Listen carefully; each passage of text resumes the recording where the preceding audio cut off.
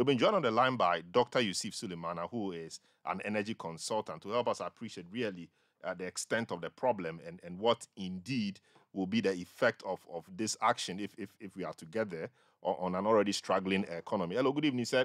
Welcome to Eyewitness News.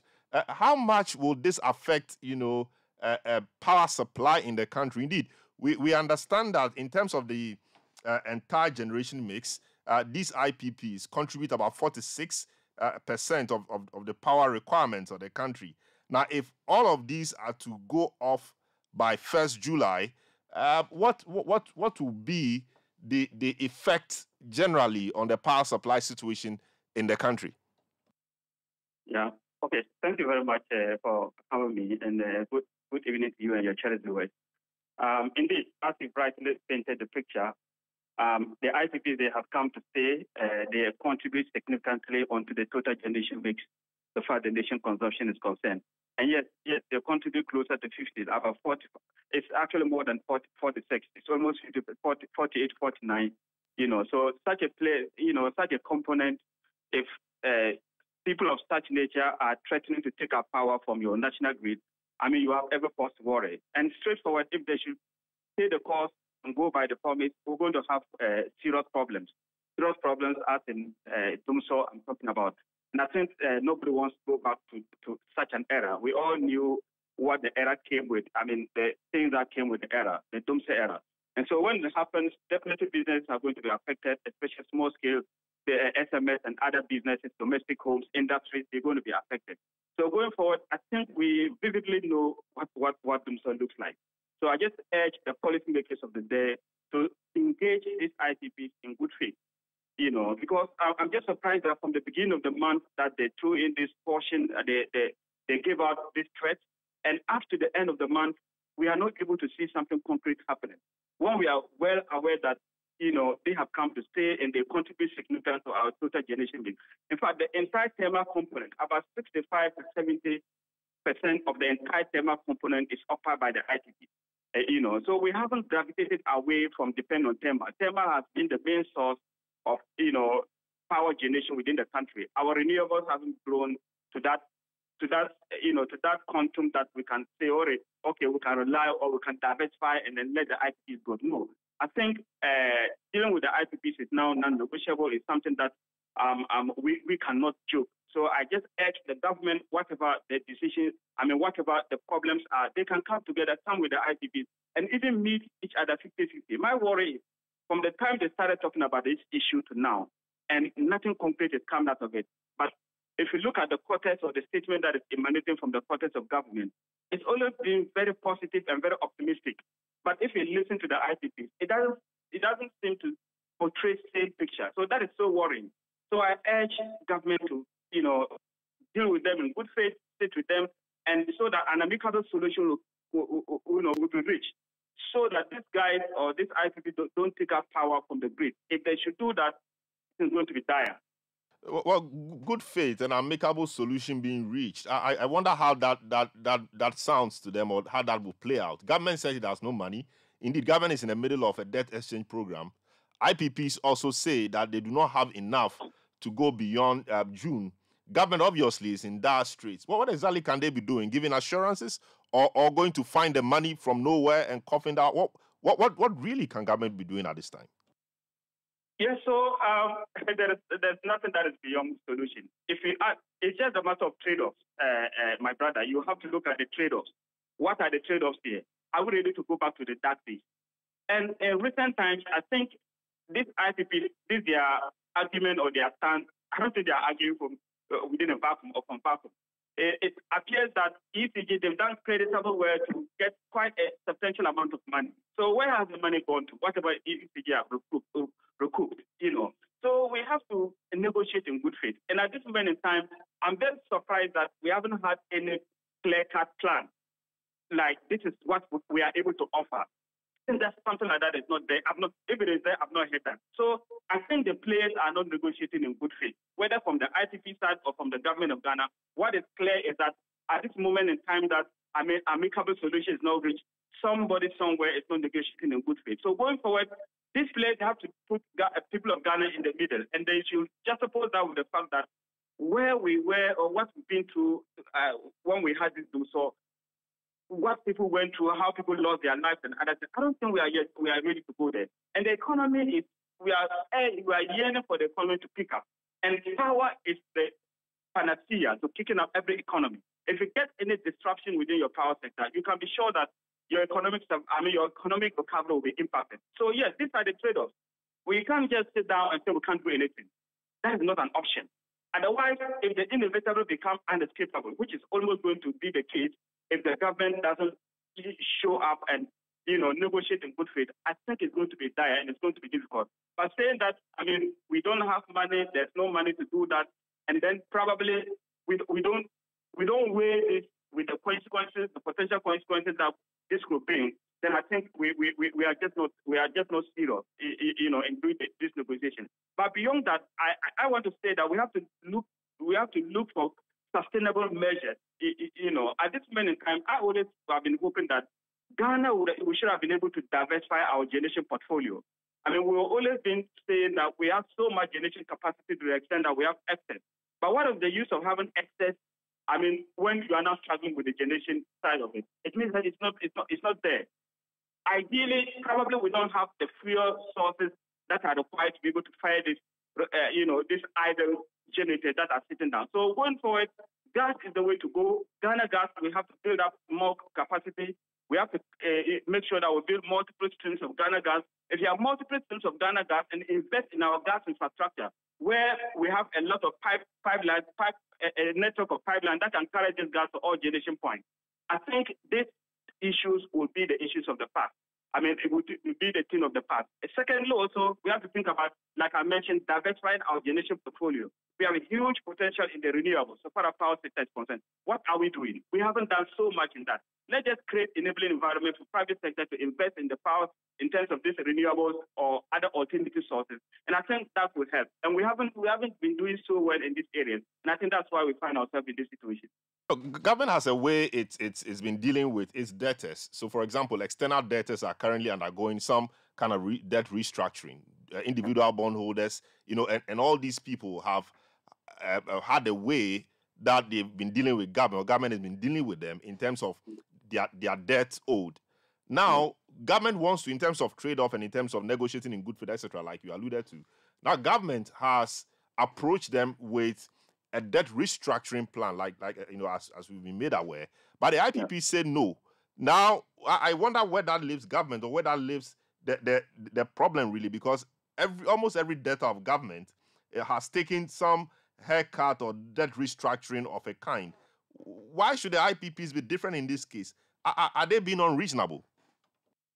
Yeah, it is going to be a strong way to say they are unreasonable. They are businessmen. They have their business interests. And I think they are following some precedents, or they are certain things that probably that is hidden that we don't know. You and I don't know. Because at least all other people are going through debt restructuring. Why are these people not ready to go by that or go through that? It is very difficult to tell at this moment.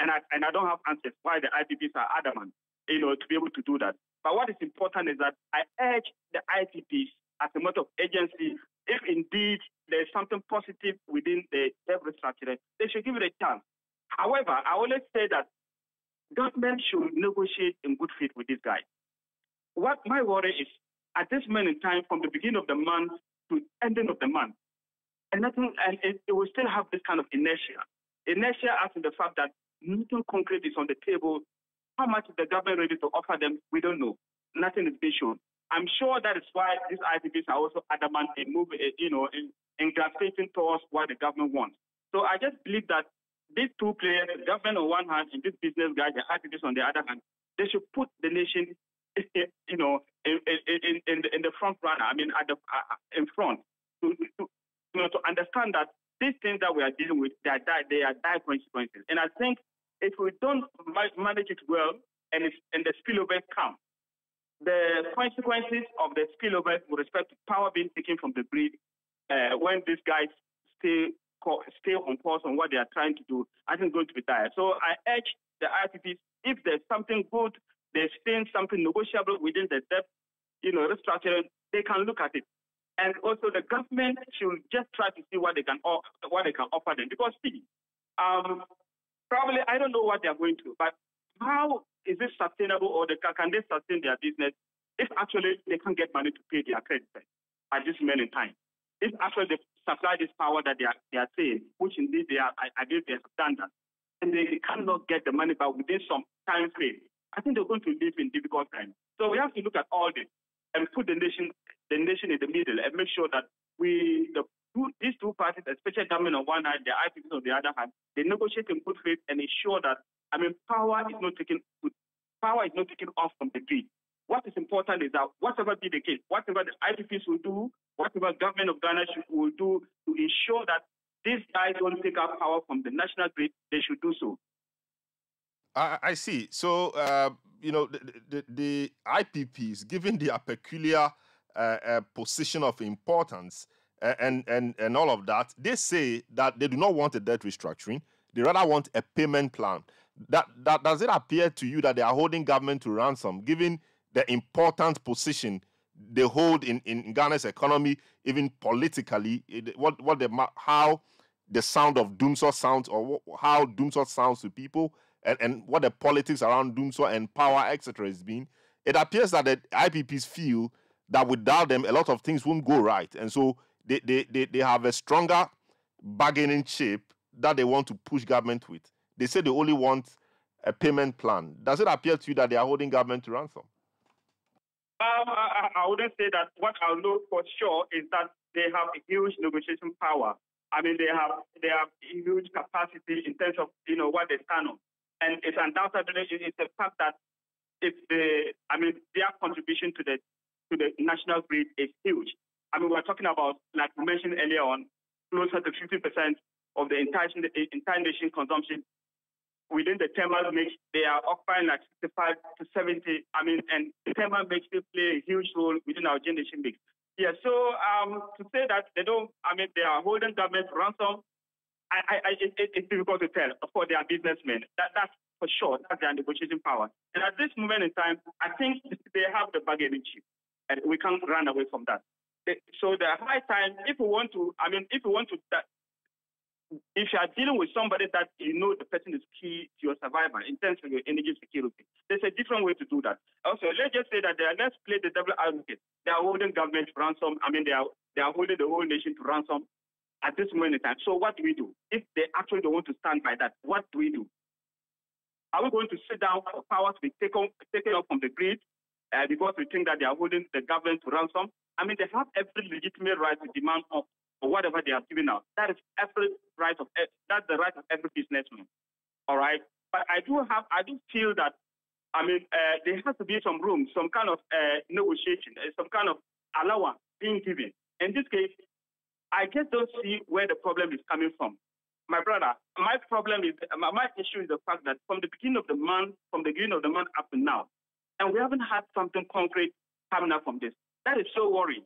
So yes, to say they want to hold the government ransom, I would take it as a bit of a strong word, but they have every legitimate right to do that. And if they are doing it, then we have to be able to overcome that. And how do we overcome that? That's what I mentioned. See, how did we get this IPPs into the picture? It is not that they came out of blue. We had an issue with diversified the generation portfolio. They came out with businessmen, invested so much into the sector, and then actually took it out from the cogma that we're in. So that amount of contribution is still in play. We have to remember that. All right. So if we want to lessen our dependence on them, it has to be gradually.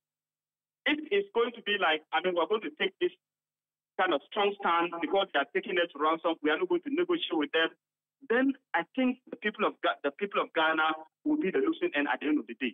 Yes, they can install this IPP that they are heartless, they are what. But that's the businessman. After a businessman, they will take advantage of every situation that is available for them. And whatever bargaining chip that they have, they will take advantage of that. But in going forward, I will just urge them and urge government of Ghana. We still have a day or two left for the month end. I just pray that my prayer is that they should not stay on course in taking the power from the grid. Other than that, that will be very difficult. Governments do have some alternatives. Let's say ramping up the total generation from DRA, putting all the generations online, but we can't do that. Even if you put all the generators in GRA online, when IPP take off, still we'll have some deficit. And I mean, we can't even run all our generators of 100, run all our generators without standby. Then what happens if anyone breaks down? And even if you do that, we're still going to have deficit. So yes, they have huge negotiation power at this moment in time, so far as our power sector is concerned. Why? Because they have like 45 to 50 in terms of the total generation mix contribution. They occupy like 65 to 70 in terms of the thermal generation mix. So such players, they have come to stay. If we want to lessen our dependence on them, is the way I talked about. Let's increase our gas portfolio. Let's ensure that Ghana gas, is retooled. We get a lot of multiple streams of Ghana gas. We link up the petroleum sector and power sector so that we'll be able to have gas supply to this utility point at competitive rate. That's number one. Number two, we can think about diversification, like I mentioned. The thermal mix is the conventional source. We have huge potential in renewables so far as power sector is concerned. Why don't we diversify? We've given ourselves some time ago that 2010 we're going to reach about some 10% of the generation bill. We haven't been able to do that. So yes, all these are avenues that we can rely on going forward. But until then, as we speak now, let's take contingency measures to ensure that we don't get power taken up from the grid. Other than that, that could be disastrous. And we all know what the impact is going to be.